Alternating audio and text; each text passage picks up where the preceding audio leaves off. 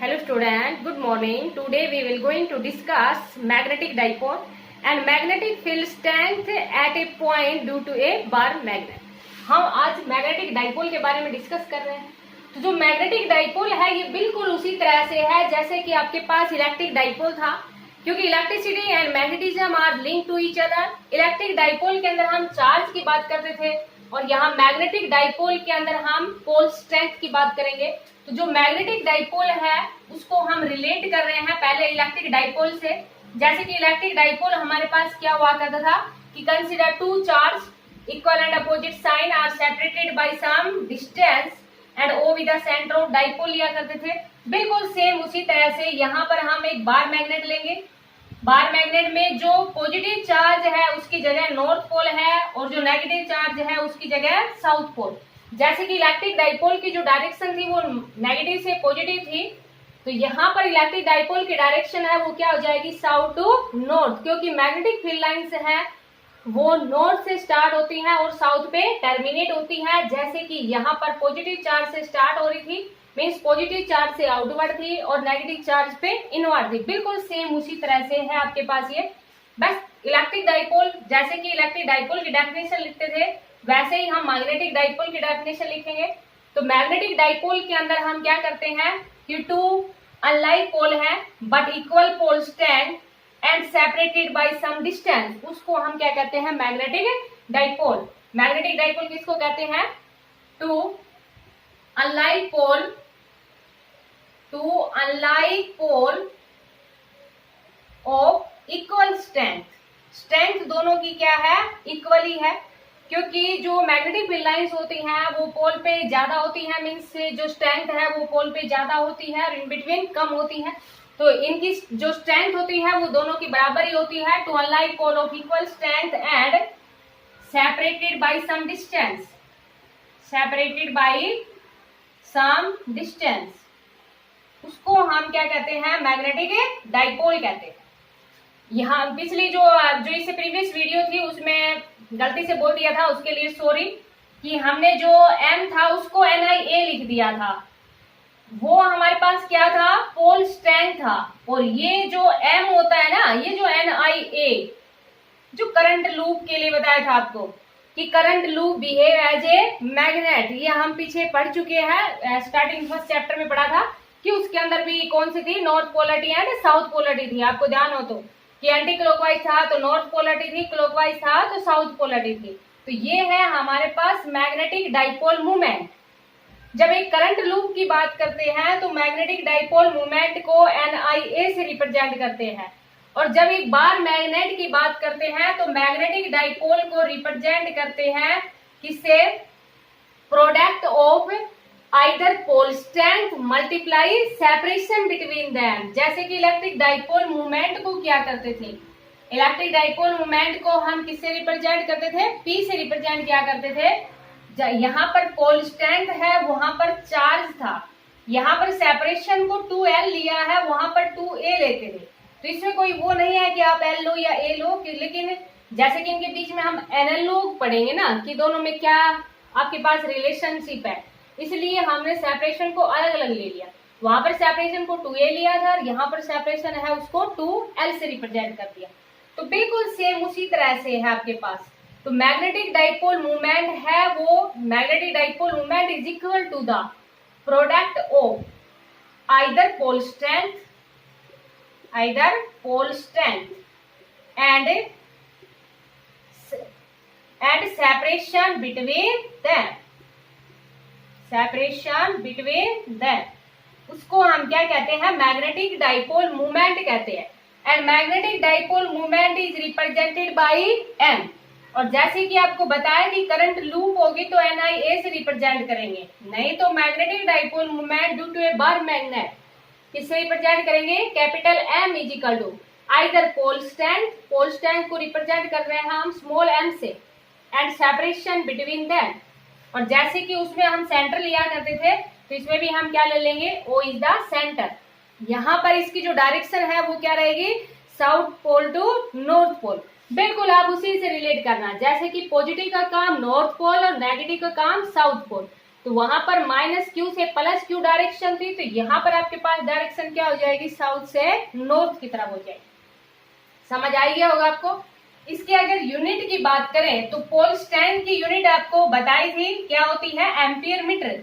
एक लेंथ और आ गई आपके पास, तो इसकी जो यूनिट है मैग्नेटिक डाइपोल मूवमेंट की यूनिट, वो हमारे पास क्या हो जाएगी, एम्पियर मीटर स्क्वायर। ठीक है बेटा, समझ आएगी होगी आपको ये। तो ये है हमारे पास मैग्नेटिक डाइपोल। अब देखो क्वेश्चन आपके पास क्या है इसमें, कि मैग्नेटिक फील्ड स्ट्रेंथ निकालनी है हमें at a point. At a point means on axial line भी हो सकता है और ऑन इक्वेटोरियल लाइन भी हो सकता है। तो पहले हम magnetic field strength on axial line निकाल रहे हैं। ये वाला जो टॉपिक है आपके पास, ये भी बिल्कुल सेम उसी तरह से है, मैग्नेटिक फील्ड स्ट्रेंथ, जैसे कि इलेक्ट्रिक फील्ड स्ट्रेंथ निकाली थी। Magnetic field strength due to a bar magnet और एक्सियल लाइन, किसके ऊपर निकाल रहे हैं, पहले एट ए पॉइंट है ना, तो एट ए पॉइंट के लिए पहले किस पे निकाल रहे हैं, एक्सियल लाइन पे निकाल रहे हैं। उसके बाद में हम डिस्कस करेंगे किसका, इक्वेटोरियल लाइन का। तो देखो मैग्नेटिक फील्ड स्ट्रेंथ की वैल्यू निकालनी है हमें due to a bar magnet. Magnetic field strength किससे रिप्रेजेंट करते हैं, बी से रिप्रेजेंट करते हैं। एक बार मैग्नेट के द्वारा एक्सियल लाइन के ऊपर निकालनी है, बिल्कुल सेम उसी तरह से जैसे कि electric field strength due to a dipole और एक्सियल लाइन निकाली थी, ऐसे यहाँ पर हम एक बार मैग्नेट ले लेंगे। Let us consider a bar magnet. एक बार मैग्नेट ले लिया हमने, जो कि अभी आपको बताया था कि जो डायरेक्शन होती है वो क्या होती है, साउथ से नॉर्थ की तरफ होती है। तो let us consider a bar magnet of pole strength m and these poles are separated by some distance। जैसे कि मान लीजिए आर्टिकल आता है तो ये सब हमें लिखना होता है कि let us consider a bar magnet having pole strength m and separated by a distance of 2l and O be the center of a bar magnet। Axial line की बात कर रहे हैं। एक्सियल लाइन मीन्स हॉरिजॉन्टली जो line होती है, तो हम मान लेंगे let us consider a point P at a distance d from the center of a bar magnet where the magnetic field strength to be determined। इतना हमें लिखना होगा। and the magnetic dipole moment is given by m into 2l। इतनी बात समझ में आ गई होगी। अब देखो यहाँ पर हम मान लेंगे लेट, अब आपकी इच्छा है यहाँ पर आप या तो B1 B2 से मानो या B1 B2 से नहीं मानते तो सिंपल आप मान लो ना, BN मान लो, BN एंड BS से रिप्रेजेंट कर दो, सीधी सी बात है कि let BN and BS be magnetic field strength, magnetic field strength at point P due to north pole, due to north and a south pole. समझ आ गया बेटा। BN किसके द्वारा मानी है, नॉर्थ पोल की, और BS किसकी मानी है, साउथ पोल। ठीक है, पॉइंट P के ऊपर। अब देखो अभी हमने बताया था कि मैग्नेटिक फील्ड लाइंस नॉर्थ से स्टार्ट होती हैं, साउथ पे टर्मिनेट होती हैं, जैसे कि इलेक्ट्रिक फील्ड लाइंस की डायरेक्शन ली थी, बिल्कुल सेम उसी तरह से, क्योंकि ये भी तो वेक्टर क्वांटिटी है। तो हमने BN इसके द्वारा मानी है ना, तो देखो BN ये डायरेक्शन हो जाएगी। समझ आ गया बेटा, BN की ये डायरेक्शन हो गई ना, क्योंकि नॉर्थ पोल से आउटवर्ड होती है और साउथ पोल पे इनवर्ड होती है, तो ये साउथ की हो गई। बोले समझ में आया कि नहीं, आ गया होगा समझ में आपको ना। तो यहाँ पर अब हमें तो मैग्नेटिक फील्ड स्ट्रेंथ निकालनी है, मीन्स उसकी वैल्यू निकालनी है ना। तो देखो आप BN मैग्नीट्यूड में निकालना है, वैल्यू क्या होती है, μ0/4π।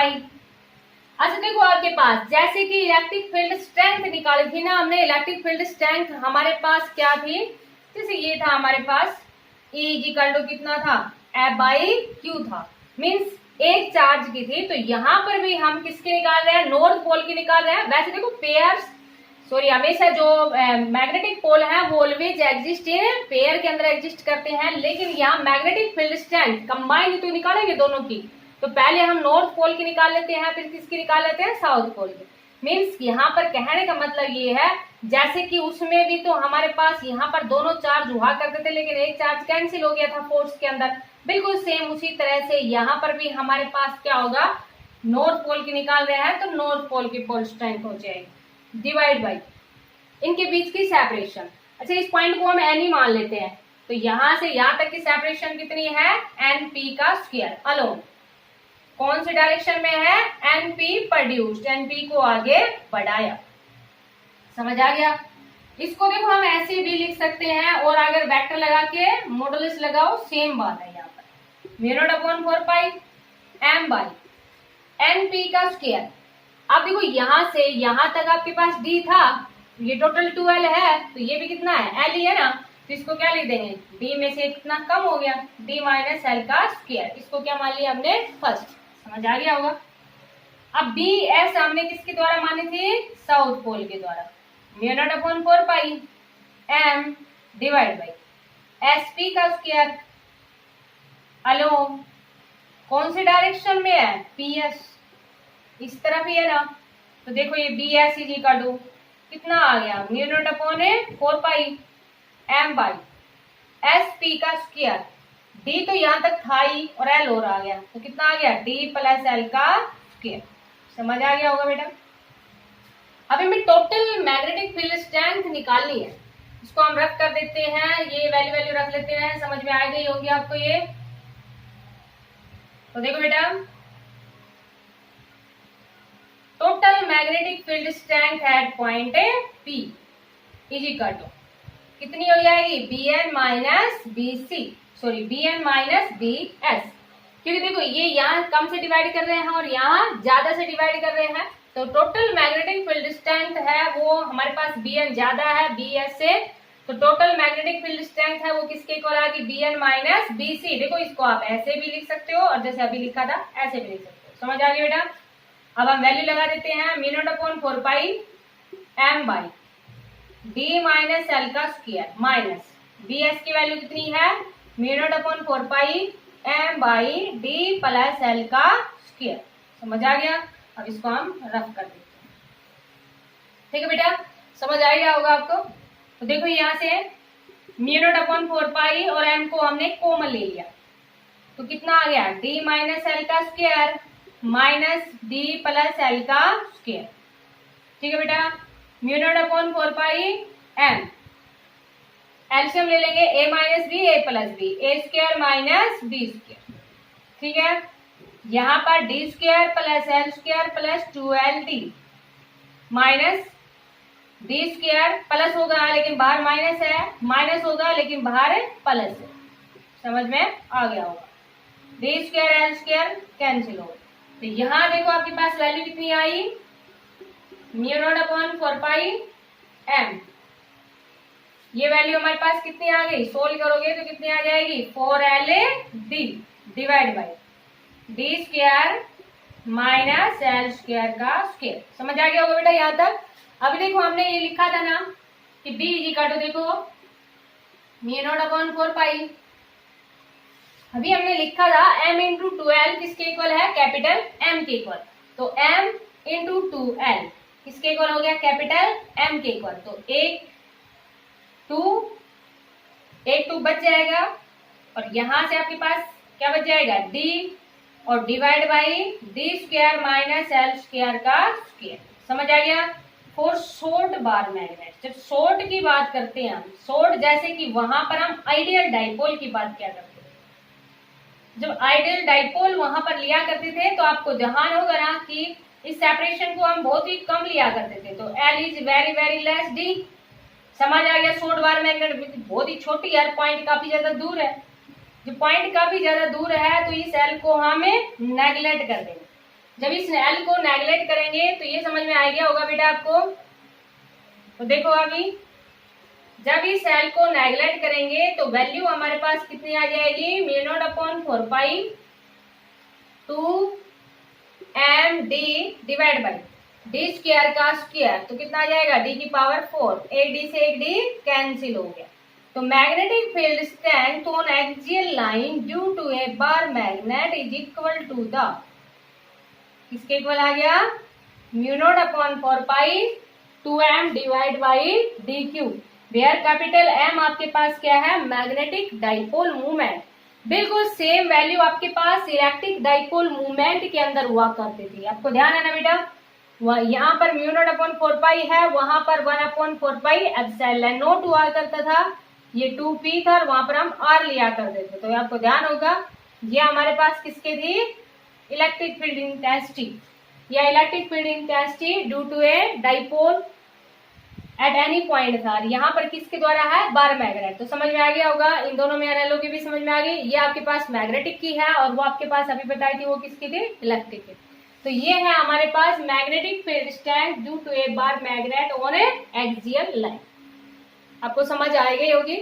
इसके ऊपर जो न्यूमेरिकल है वो बिल्कुल सिंपल इसी तरह से पूछे जाते हैं, ओनली आर्टिकल बेस्ड ही। कि जैसे कि मान लीजिए आपको पोल स्ट्रेंथ दे देंगे, सेपरेशन दे देंगे, तो पहले तो आपको मैग्नेटिक डाइपोल मूवमेंट निकालना पड़ेगा, उनके बीच की सेपरेशन दी मिलेगी। ये कंडीशन होगी आपके पास कि शॉर्ट की पूछते हैं या आपके पास जो जनरली बार मैग्नेट है उसकी पूछते। जनरली बार मैग्नेट की पूछते हैं तो आपको ये फॉर्मूला लगाना होगा, जब शॉर्ट की पूछते हैं तो आपको ये वाला फॉर्मूला लगाना होगा। तो आपको समझ आ गई होगी। Thank you, have a nice day.